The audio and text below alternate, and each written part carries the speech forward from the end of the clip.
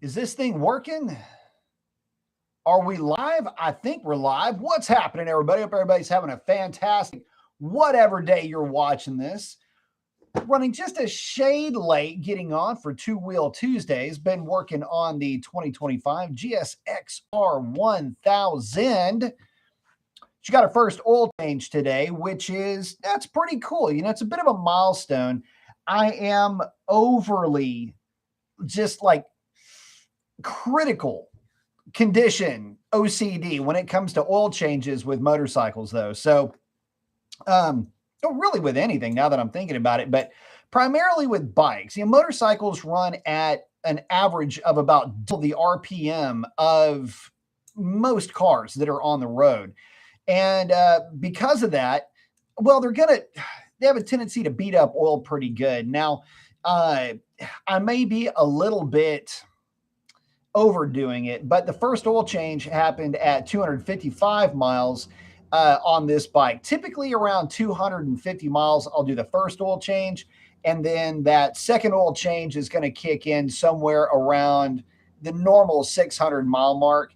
And then from there, I'll just start changing oil like on a normal basis. About every 2,000-ish miles, I'll start, getting the bike ready. I'll have the oil already bought, ready to go. And somewhere around that 2,000-mile mark, it's going to get another oil change. So there you have it. That's the latest with that particular bike. And just in terms of, where I'm at with that thing, I got to tell you, it's getting more and more, it's kind of ingraining itself a little bit more with me, that bike is.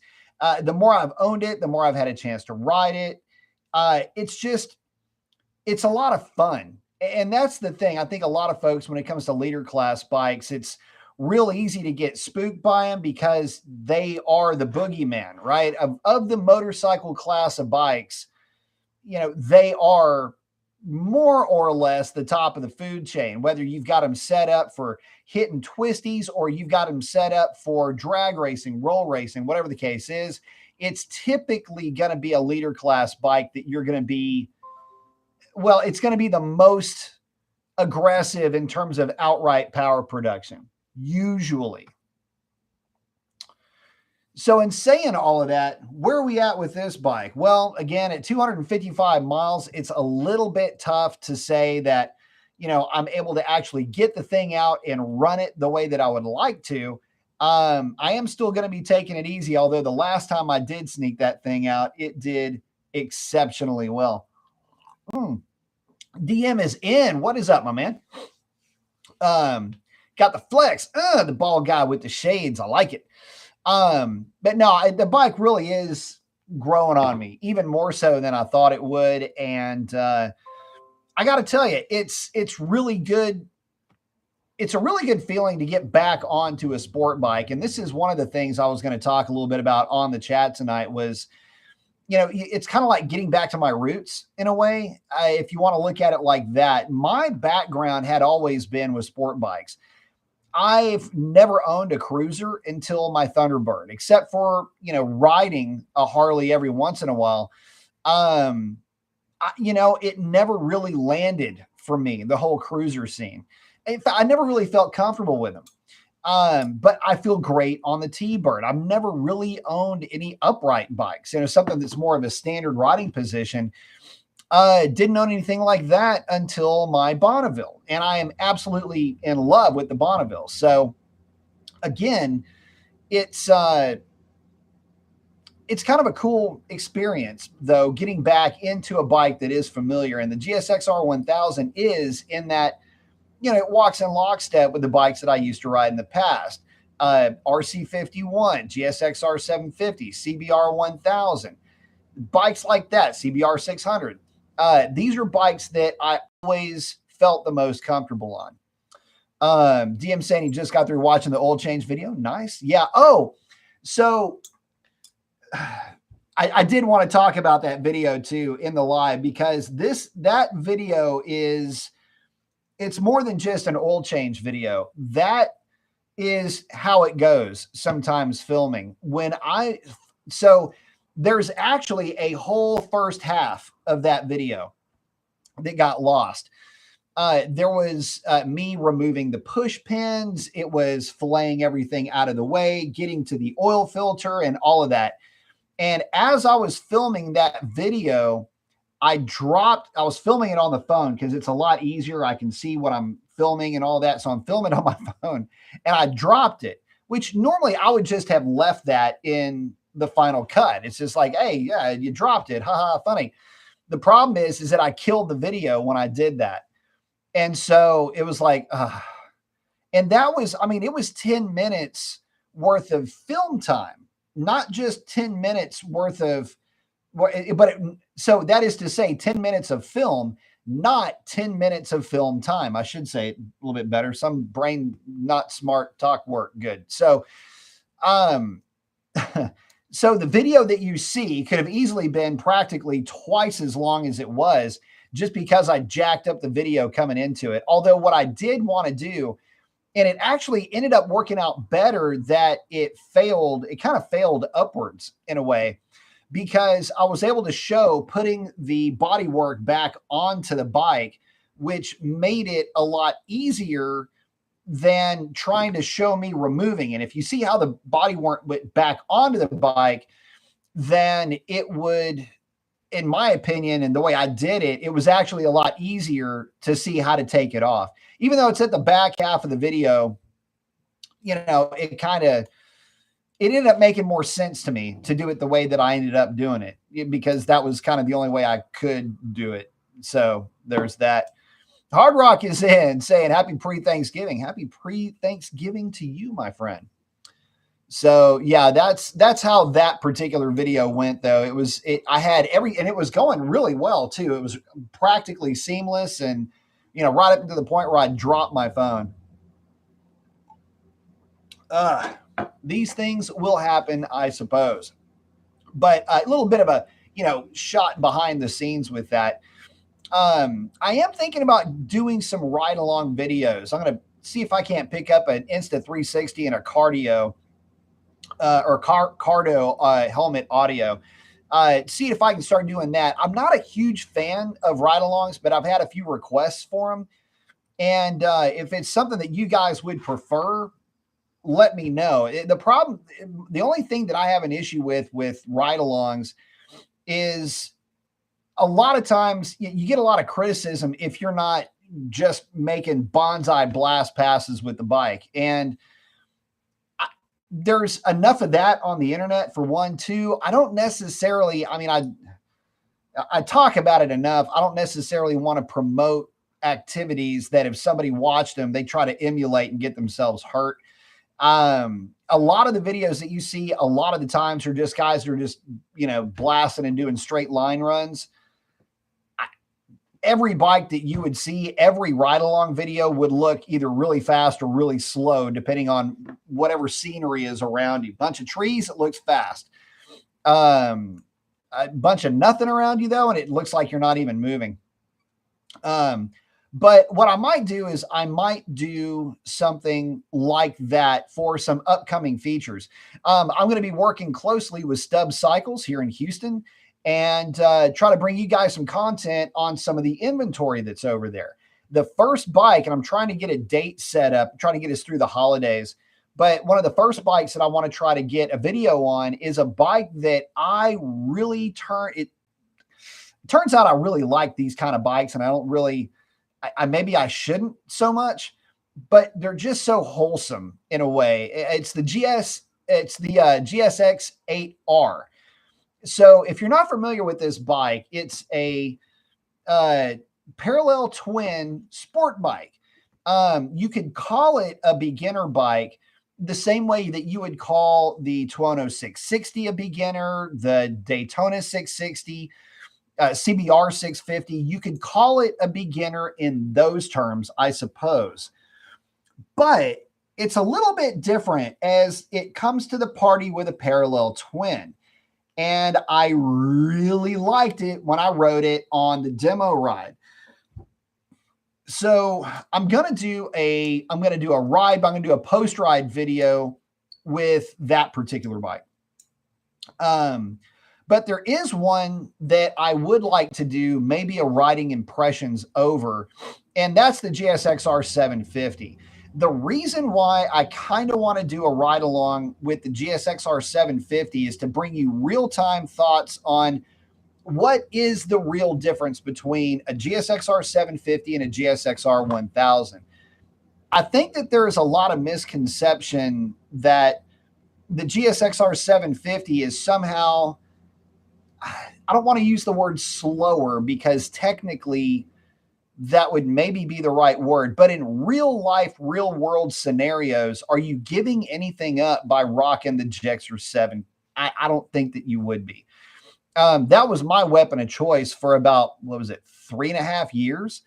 And I never once had an issue with, with that bike when it comes to power. So, but what I want to do is just ride one. And just to say, look, if you are at all concerned coming from a 600 and you don't really think that 1,000 is right for you, which it's not for most people, most sane people, which is why it's perfect for me. But the GSXR 750 represents that right in the middle, just right level of performance for guys that are coming from, say, you know, a 600, or they're coming from a GSX 8R and they need to move up, or they want to move up in terms of power.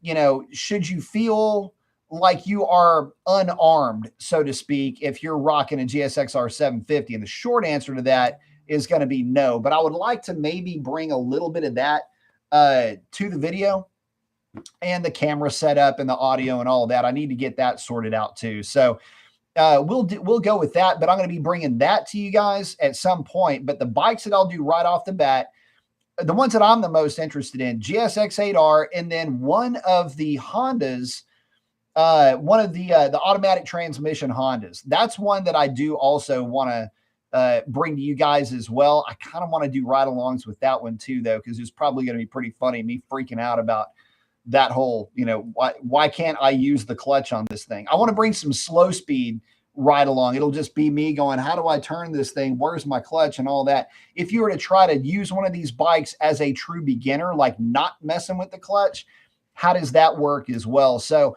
that won't necessarily be like it won't be a high performance machine at all, but the technology interests me like crazy.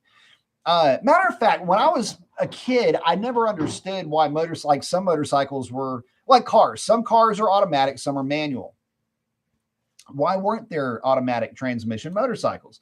It just seemed to me like it would be a fairly natural progression, you know, to have automatic transmissions.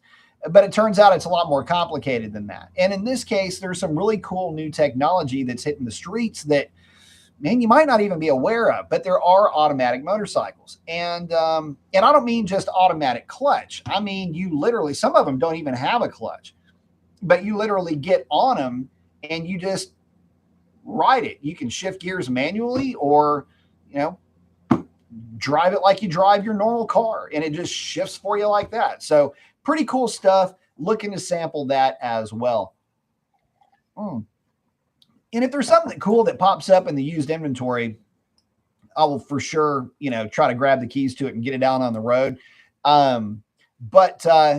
And if y'all are in the Houston area, you're shopping for a bike, run over to Stubbs Cycles, give Rob and Hunter a shout.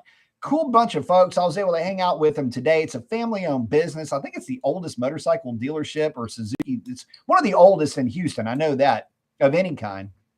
But family-owned business, hanging out with the owner, his family. They're putting up the Christmas tree today. I mean, it was just really kind of a cool atmosphere. Not at all corporate, super laid back, super chill. I don't know. Kind of reminded me of the way things were done back when things were good. You know, people were good. They wanted to take care of you. They wanted to build a relationship. It's what they've done with me. They've taken great care of myself, and with Orange Crush as well with this. Oh, by the way, new helmet. Look at that, rocking the new RI. Which one is this one? I always get these back all backwards. Anyway, size medium. Supposed to take the place of the Singit, I guess. Anyway, that's the new lid. Go along with the bike. That That was Orange Crush's helmet. Now it is mine. I tell you what, I like it. It fits. In fact, it fits almost identical to that one right there, the Scorpion.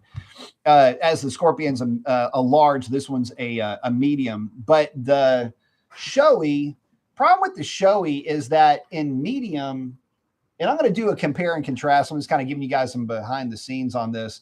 Like I say, it's an open chat. We're chatting about everything tonight. I love this helmet, the way that it fits when it's on my head and I'm wearing it, but it is so bloody freaking tight. And it's not breaking in the way that I was hoping that it would finally break in. And when I get done, I look like Vision from the Avengers. I get this weird looking like I don't know, stop sign, look like smushed down stop sign looking thing on my helmet from it just jamming into my forehead. So going with the Arai, I've got more Arais than any other helmet, and I've always had pretty good luck with them. So we're going to go with that. Marco is in. What is up, bro?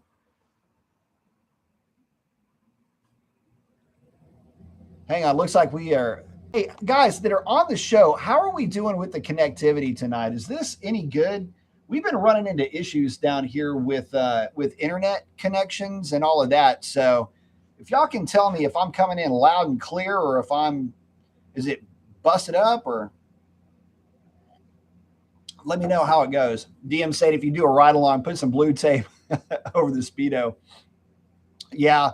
If I do anything, I'm going to do like an Insta 360 just so that I can, in editing, I can move some things around and do that. But what I'll do is I'm going to do a standalone ride along, and I'm still going to do, if I start doing ride alongs, those are going to be standalone videos, and it'll just be whatever the bike is, ride along and impressions. And then it'll be after, post ride impressions video. It's going to be a 2-part deal. That way I'm not trying to carve these things up. And, what you don't want to do is you don't want to get so tied up in editing and all of that. I just, that's not how this channel rolls anyway. It's just me and you hanging out, talking bikes and cars and whatever. When you start getting into the editing side of it, things get really weird really fast. I can tell you that for sure. DM saying Arai's favorite helmet. Yeah, Arai's always been really good, very comfortable helmets. And the only thing is that they've changed the shells, the Singets, which are what you're seeing right behind me. That one and that one are both Arai Singets or Signet, however you say it. Anyway, those shells are really small, but they're large size helmets. Which the problem is, your chin is right up against the bottom of the helmet, but it feels really good. But if you got into a wreck, it would probably break your jaw.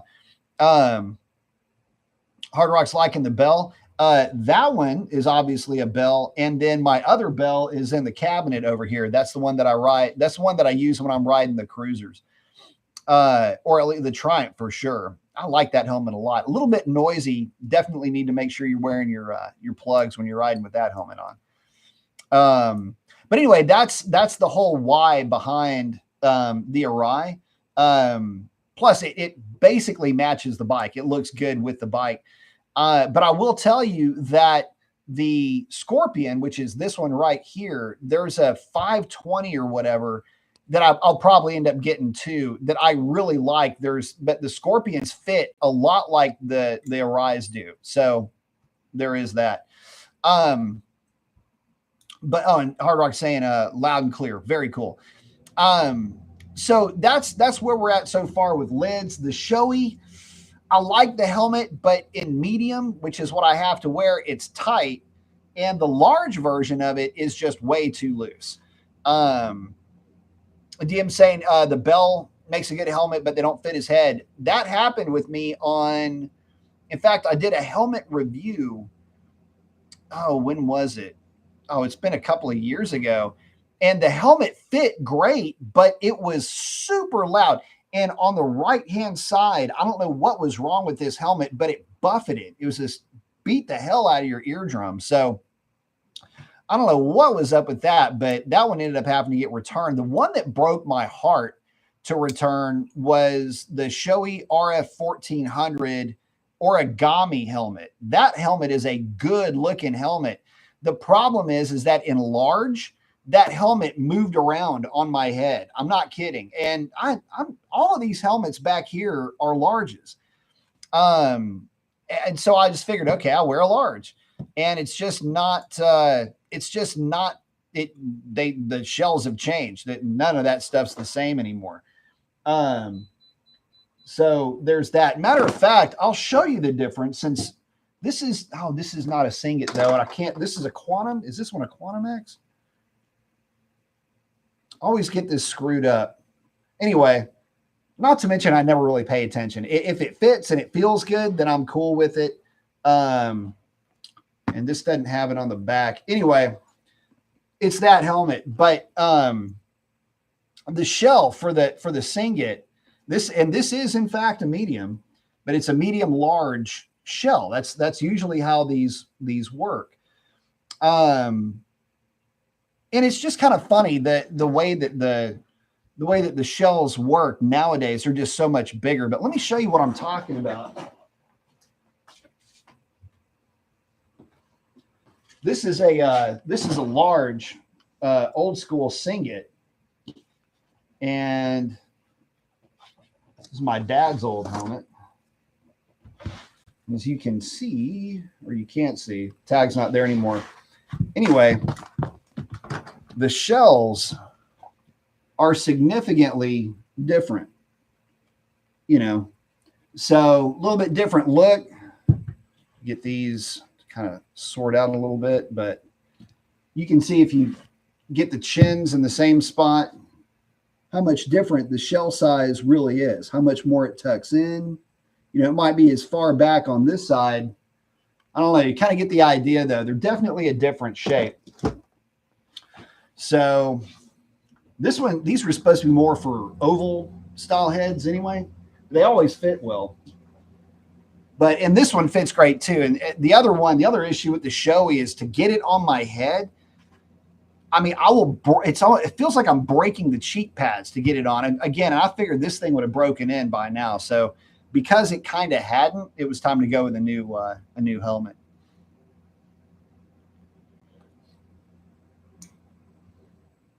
All right, noggin size always be the factor. Oh yeah. DMC, I like to wear earplugs when I ride. Yep, same. Went to Audiologics, yeah, and had the injection molds made. That's pretty cool. Those are neat. I just use the old foamies, which, I mean, you can get about a zillion of these things for $10 on Amazon, but these work really surprisingly well. Easter Island head, get a Bell large. Yeah. Yeah, the bells can run pretty big, no doubt about it. But yeah, no, that's, as far as helmets go, and I'm going to do some kind of a review on this. I had to get a new helmet. This thing was, as much as I liked the helmet, it was just absolutely crushing my skull to wear that thing. And it's true. They just don't make helmets like they used to. And nobody really does. Matter of fact, I'm looking forward to, and if I can find one, getting one of the Scorpions also, mainly more of a, I don't want to say a throwaway helmet, but what I'm going to do is I'm going to use that one. The plan is to use that Scorpion for the audio setup and for, like doing, the ride along videos and stuff like that, mainly because if something happens to the helmet, it's not a huge loss. And I'm not really out beating on the bikes when I'm using that thing. But I will say that super cheap Scorpion, that's the one that I grab first every single time when I get through working on one of the bikes and I need to go like a test ride real quick. I always grab that one because it goes on real easy. It's comfortable and it's oddly quiet too. So a lot of times I'm just running out the door. I'll forget to, throw that thing on my head, or I'll forget to put the earplugs in when I throw that thing on my head, go for a blast. And I mean, unaffected totally. So, for what it's worth, they're not bad helmets, at least from a at least from a riding around point of view. Oh, Hard Rock saying my bell saved my head more than one time riding my KTM 250. I would have been dead. Yep. I had one wreck where I had ground off part of a helmet pretty good. I was very young when that happened also. Having a little bit of a off the motorcycle moment. But yeah, guys, so far, like I say, that's what's kicking. Just for tonight, like I say, I'm getting on a little bit late, mainly because I was doing the oil change on the GSXR 1000. I got that thing knocked out and had to get cleaned up and get out all the tools put back. But again, it's kind of a weird way to do an oil change video, I'll admit. But, that'll happen when you lose feed or, something weird happens along the way and you just kind of have to go with it, man. I mean, it's live, baby. Sometimes things get weird on live, live filming. And again, I don't go back and try to, edit stuff. It's the whole reason, if you're new to the channel and you're new to the live stream, everything I do on this channel is as though you and I are hanging out doing it together. There's nothing about my channel that is ever going to be polished up. Like you're not going to have some, wow, intro video and all this other that's not going to happen on this channel.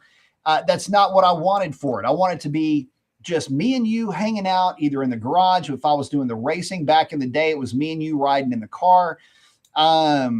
It's just, more of a one-on-one type of a very organic type of a relationship that I have with my audience that, I know a lot of folks try to do all the different editing and you got the backgrounds going on and it's clipping from one thing to the next. Guys, anytime you see one of my videos go from one scene to the next, all that is, it's pause editing. Everything is done in sequence and everything is done, if there is a break, is in pause editing. And if you want to see the funniest, it's only funny if you know the backstory. I did a review on a Pacifica minivan. And in that video, this is so funny because there was 5 or 6 takes to that video. And at any given time, I had to stop, completely restart the video all over again. And in that video, every single time it stops, it's in sequence. So you can imagine however long that video is. If something bad happened, I had to kill the entire video and start all over from scratch. And so when I finished that video, right when I pulled back into my driveway, the automatic light thing came on. I literally ran out of daylight filming that video. But that thing would smoke the front tires going through that turn. But anyway, if it's only funny to me, like nobody else thinks it's funny, I'm sure, that would watch it. Another fun fact is when I was the last video that, well, it was the last take. And as I'm getting into the van, you'll hear a like that. That is my shin hitting the bottom, like the floor of the van. And I mean, you ever hit your shin like that? Like you hit your shin on a like a trailer hitch or something, right?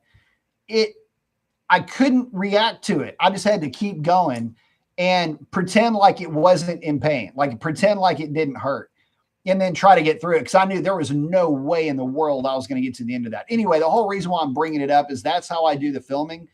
It's all one take, one run. If there's blemishes, if it's bad or whatever, it just is what it is, man. I mean, it ain't always going to be pretty and it ain't always going to be polished, but at least we're going to be having fun doing it. See, Hard Rock saying I used O'Neill's stadium boots, chest protectors, and pants with knee guards. My riding buddy used to puck on me, but he was the one who always took the hospital for stitches. Oh, I get that. You know, when I raced motocross, I was always full gear. I wasn't always full gear though on enduro. We used to love going to the national forest and hitting up enduro tracks. That was a lot of fun. I kind of miss that. If there's anything that I miss the most, it's probably that about riding bikes. But you know, it is what it is. You can only have so many bikes. There's only so many hours in a day. And unfortunately, this stuff costs money, man. Like they don't just give it away. Unfortunately, that's just the reality of it, right? Hair scrambles. Our guys used to talk about that a lot. Those are a lot of fun. From what I understand, I've never done one. But no, all of my enduro stuff, it was just, you know, get to the end of the course in one piece. But down here in the National Forest stuff, we had a lot of fun, and I did it on when I was a kid. I was on a KX80 with a spark arrestor. So hear that thing, I used to have a lot of fun on that bike. That thing was nasty. My first police chase on that bike, as a matter of fact. Notice I said first. But guys, that's pretty much it for this Two Wheel Tuesday. We're keeping it kind of light. I know a lot of folks are on vacation, running around. You know, so happy Thanksgiving, early Thanksgiving to you guys. You know, just kind of taking it easy this week. There's a lot to talk about, though. You've got all of the new bikes that are coming up. There's a lot coming down the pike right now. We can talk about a lot of what ifs. I recently put out a video asking Harley Davidson why they don't bring the X350 and the X500 to the States. I think that would be a booming business for those guys if they did, but I've got my own opinions of that too. So I just have to leave it there. But with that, guys, I don't think I'm missing anybody in the comment section. I'm going to get back to work and get this bike put back together, or it's basically put back together, get it buttoned up, cleaned up, and start getting it ready. I'm trying to get it out this week a little bit. But with that, guys, we're going to cut this one off.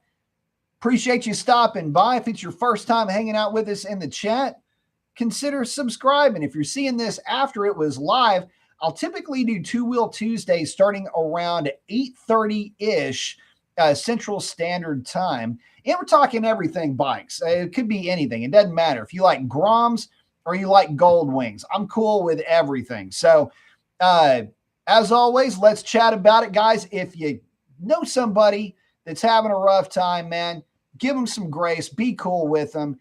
Listen, people are going through stuff right now. It's the holidays. Everybody's going to be in their head. Give everybody a little bit extra room. Let the guy cut in front of you. You know how it is. Do something cool for somebody because chances are they need it way more than you know. And with that, we will catch y'all on the next one. Thanks again, guys.